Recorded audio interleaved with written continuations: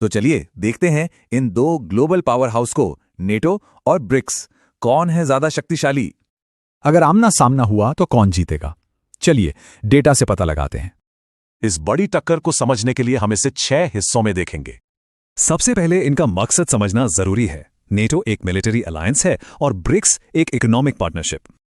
सदस्य देशों के मामले में नाटो काफी बड़ा गठबंधन है, लेकिन आबादी में ब्रिक्स बहुत आगे है, भारत और चीन की वजह से। यह है नेटो का सालाना डिफेंस बजट। अब देखते हैं ब्रिक्स कहां खड़ा है। नाटो का बजट ब्रिक्स से लगभग 3 गुना ज्यादा है, जो इसे एक बड़ी बढ़त देता है। और ये फाइनेंशियल एडवांटेज उनकी पूरी इकोनॉमी में भी दिखता है। नेटो की जीडीपी कहीं ज्यादा है। चलिए अब जमीन पर इनकी ताकत को देखते हैं। जमीन पर ब्रिक्स के पास सैनिकों की संख्या कहीं ज्यादा है, और टैंकों के मामले में भी ब्रिक्स का दबदबा साफ दिखता है। लेकिन सैनिकों को सपोर्ट करने वाली आर्मर्ड व्हीकल्स में नेटो बहुत आगे है। तो अब जमीन से आसमान की ओर बढ़ते हैं। देखते हैं हवा में कौन है बॉस।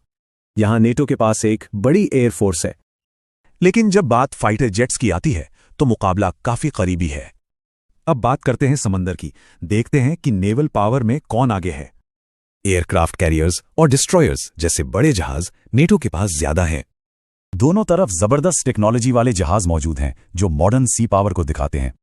लेकिन समंदर के नीचे सबमरीन्स में ब्रिक्स को बढ़त है। और न्यूक्लियर वेपन्स के मामले में दोनों लगभग बराबर की टक्कर देते हैं। तो यहां हम देख सकते हैं कि दोनों की अपनी अपनी अलग अलग ताकत है। तो कोई सीधा विनर नहीं है। ब्रिक्स जमीन का राजा है, तो नेटो हवा और पानी का। और यह जानना जरूरी है कि ब्रिक्स का मेन फोकस इकोनॉमिक ग्रोथ है, मिलिट्री नहीं। तो सवाल यह है, क्या ब्रिक्स की बढ़ती इकोनॉमिक पावर आगे चलकर मिलिट्री पावर में बदलेगी?